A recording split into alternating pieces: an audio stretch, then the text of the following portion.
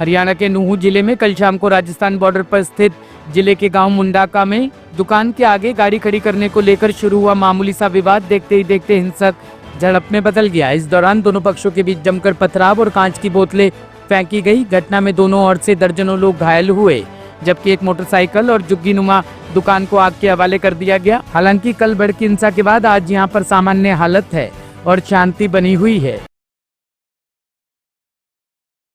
4 बजे के आसपास जो है दो लड़कों का आपस में जो है रोड पर साइड देने को लेकर के झगड़ा हुआ है, जिसको झगड़े को जो है दो लड़कों से बाद में वो बात बढ़ते बढ़ते उसमें दोनों पक्षों से जो है 4-5 लड़के वहाँ मौके पे आ गए और वहाँ मारपीट भी हुई है।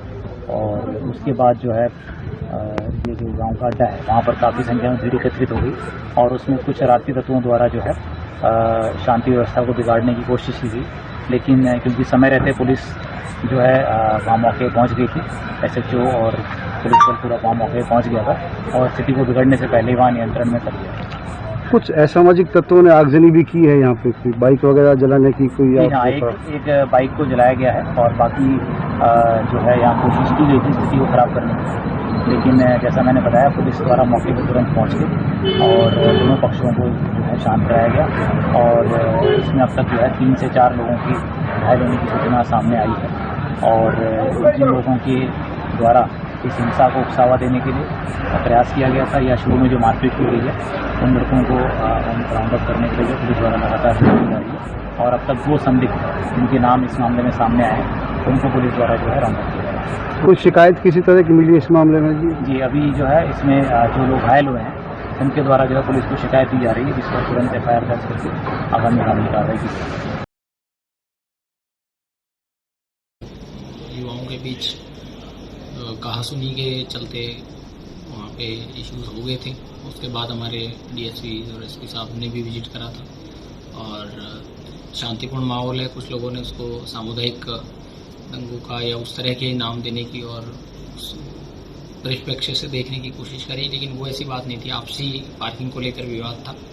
उसके बाद शांति का माहौल है और सुबह भी हमारे SDM और DSP साहब ने विजिट किया है तो ठीक है। और वहाँ के जो हमारे पीस कमेटी के सदस्य हैं दोनों, वहाँ जो भी मौजूद लोग हैं, दुकानदार हैं, बाकी उनसे भी उन्होंने वार्तालाप करी और उनको भी बुलाया है कि ऐसी कोई बात है तो उसका समझाइश से ही, अगर पार्किंग का कोई विवाद है उसको समझाइश से ही उसको रिजॉल्व किया जाए और उसका किसी भी तरीके से कम्युनल या ऐसा, क्योंकि दोनों जो पक्ष हैं और बाकी जितने भी वहाँ लोग हैं वो कई सालों से वहाँ अपनी दुकानदारी और कई चीज़ें वहाँ पे व्यापार अपना आराम से कर रहे हैं और ऐसी कोई कभी बात आई नहीं है।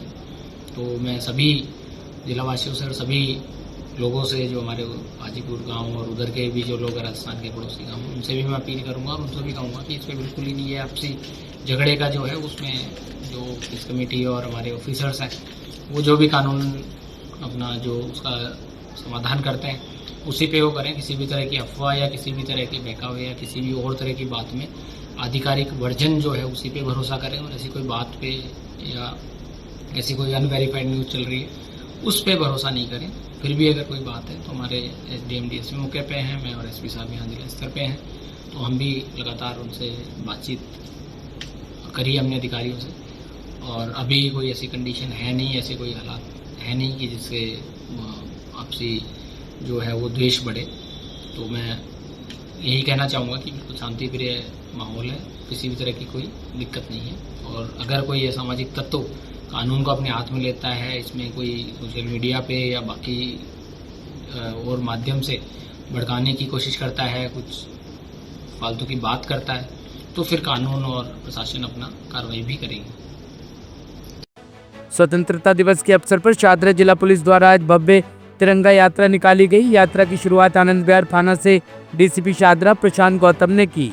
ये यात्रा विकास मार्ग होते हुए विवेक विहार से गुजरी और आखिर में आनंद विहार थाना पर संपन्न हुई। इस तिरंगा यात्रा का उद्देश्य दिल्ली वासियों में यातायात नियमों के प्रति जागरूकता बढ़ाना और सामुदायिक सहभागिता को प्रोत्साहित करना रहा। यात्रा में दिल्ली पुलिस के वरिष्ठ अधिकारी, यातायात विभाग के कर्मी और बड़ी संख्या में स्थानीय लोग शामिल हुए। DCP प्रशांत गौतम ने बताया कि 15 अगस्त को देखते हुए ये तिरंगा यात्रा निकाली गई है ताकि लोगों में देशभक्ति की भावना जागे और साथ ही पेट्रोलिंग के जरिए सुरक्षा व्यवस्था भी मजबूत हो।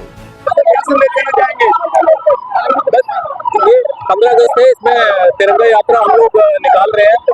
ये दोहरा काम है, एक तो हम लोग लोगों को एकजुट करना चाहते हैं, 15 अगस्त पर सब लोग मिले, आपस में देखें और एक जो भावना है अपनी देशभक्ति की वो जागे सब लोगों के अंदर और सब लोग देश के लिए काम करें, ये एक है। और दूसरा, एट द सेम टाइम हम लोग पेट्रोलिंग कर रहे हैं आज मोटरसाइकिल्स लेके और तिरंगा को लेके। सर, सुरक्षा को लेकर क्या कहना चाहेंगे? सुरक्षा को लेकर क्या कहना चाहेंगे?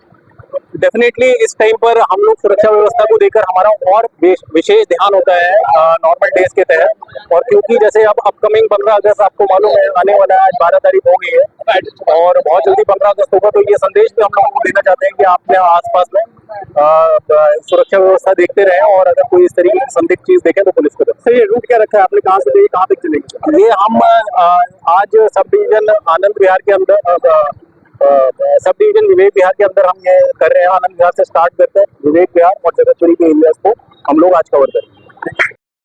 शादरा जिला के गीता कॉलोनी थाना क्षेत्र अंतर्गत रानी गार्डन के पास ताज इंक्लेव में मंगलवार देर रात हुई फायरिंग की घटना में पुलिस ने हत्या के प्रयास और आर्म्स एक्ट के तहत मामला दर्ज किया है। डीसीपी प्रशांत गौतम ने बताया कि रात 10:53 पर पुलिस को ताज इंक्लेव गीता कॉलोनी के पास फायरिंग की पीसीआर कॉल मिली। कॉल करने वाले शिवम शर्मा ने आरोप लगाया कि उसका शीतल और उसके पति सोनू से पैसे को लेकर विवाद चल रहा था। दिन में इस मामले को लेकर जगतपुरी रेड लाइट के पास दोनों पक्षों में तीखी बहस हुई थी।